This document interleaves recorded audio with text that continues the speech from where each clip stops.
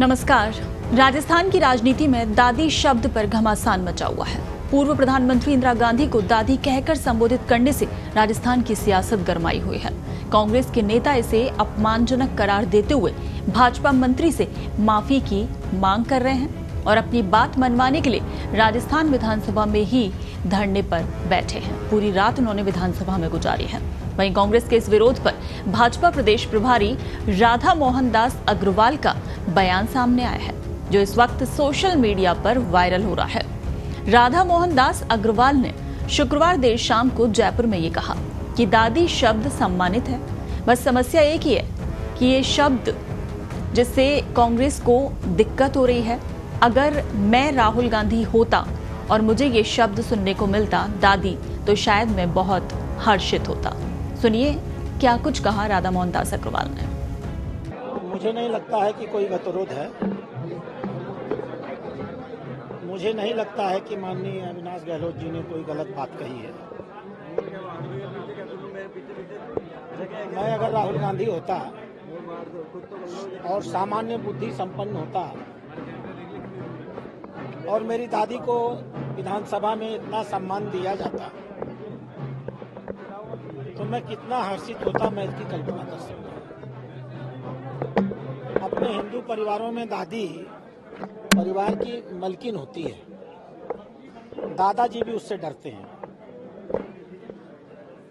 माँ बाप सब तो उसके आदेश का पालन करते हैं।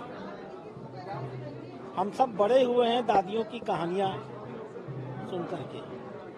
हमारी परंपराएं, हमारी संस्कृति, हमारे परिवार में अगर दादियां नहीं होती तो हम भारतीय संस्कृति को छोड़ चुके होते। बड़े बड़े डॉक्टर जहां इलाज करने में फेल हो जाते थे, वहां दादी नीम का और लौंग का, इलायची का, अदरक का काढ़ा पिला करके बहुत सी बीमारियों को ठीक कर देती थी।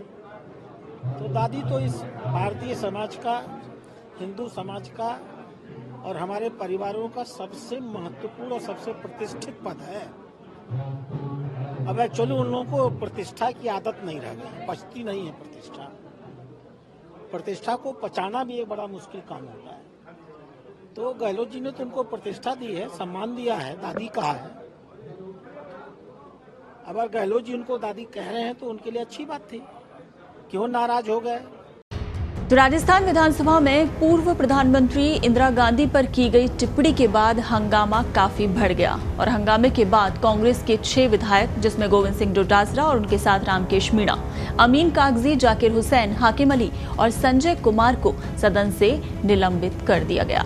निलंबन के खिलाफ प्रदर्शन कर रहे कांग्रेस विधायक, जो कि सदन के अंदर धरने पर बैठ गए और रात में भी सदन में ही उन्होंने डेरा डाला। रजाई गद्दे लेकर वो सदन में ही टिके रहे रात भर। गद्दे मंगवाए गए, लेकिन हाँ, ये धरना कब तक चलेगा अभी ये कहना मुश्किल है।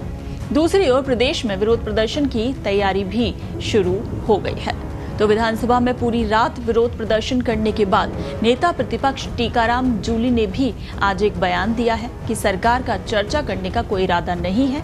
हमारी तरफ से टकराव की कोई स्थिति नहीं है। हमारी बस एक छोटी सी मांग है कि इंदिरा गांधी के लिए इस्तेमाल किए गए शब्द वापस लिए जाएं। हमारी कोई और मांग नहीं। सुनिए क्या कुछ कहा। सरकार का ये कहना कि विपक्ष से कोई वार्ता नहीं करना चाहते, ये गलत है। मैं इसका खंडन करता हूँ।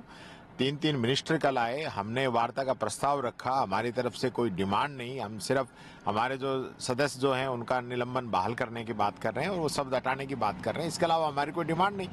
और उसको भी ये नहीं करना चाहें और ये गुमराह करना चाहें। बजट तो सरकार की जिम्मेदारी है। बजट जनता के बीच में जाए कि अच्छा है या गलत है। सत्ता पक्ष और विपक्ष दोनों अपनी बात रखे बजट पे।